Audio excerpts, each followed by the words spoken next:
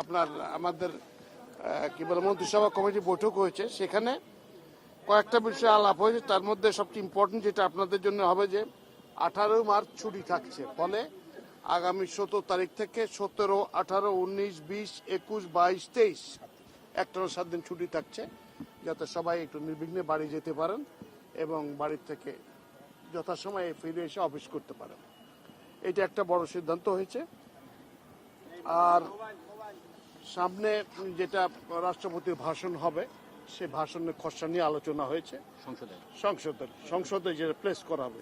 মানে অ্যাকচুয়ালি এটা হলো একটা বার্ষিক রিপোর্ট মতো আকারে যায়, সেগুলো নিয়ে আলাপ আলোচনা হয়েছে, রাষ্ট্রপতি কি বলবেন না বলবেন সেটা।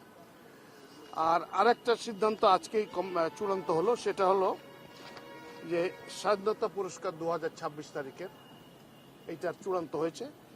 এবারে 20 জনকে পুরস্কার দেওয়া হচ্ছে। 1 নম্বরে আছেন বেগম খালেদা জিয়া, মরণোত্তর, স্বাধীনতা, গণতন্ত্র ও নারী শিক্ষা সহ দেশ গঠনের সার্বিক অবদানের জন্য।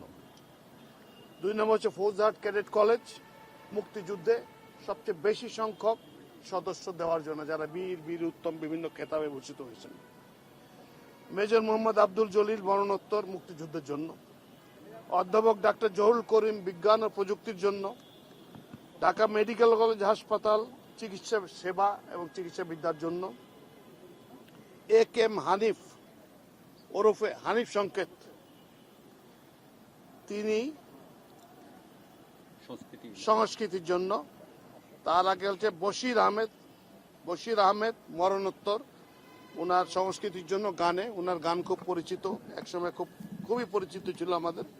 ডক্টর আশরাফ সিদ্দিকী, মরণোত্তর, সাহিত্যের জন্য। জোবেরা রহমান লিনু, ক্রীড়া ক্ষেত্রে বিশিষ্ট অবদান রাখার জন্য। পল্লী কর্মসহায়ক ফাউন্ডেশন, পল্লী উন্নয়নের কাজের জন্য। ডাক্তার জাফরুল্লাহ চৌধুরী, মরণোত্তর, সমাজসেবা, জনসেবার জন্য। SOS children's village international Bangladesh, সমাজসেবার জন্য। মোহাম্মদ সাইদুল হক, সমাজসেবার জন্য। গণস্বাস্থ্য কেন্দ্র, সমাজসেবার জন্য। মাহেরিন চৌধুরী, মরণোত্তর, সমাজসেবা, জনসেবার জন্য। কাজী ফজলুর রহমান, মরণোত্তর, জনপ্রশাসনের জন্য। জনাব মোহাম্মদ আবদুল্লাহ বাকি, PhD, গবেষণা প্রশিক্ষণের জন্য। অধ্যাপক ডাক্তার M A রহিম, গবেষণা প্রশিক্ষণের জন্য। অধ্যাপক ডাক্তার সুকোমল বড়ুয়া, গবেষণা প্রশিক্ষণের জন্য।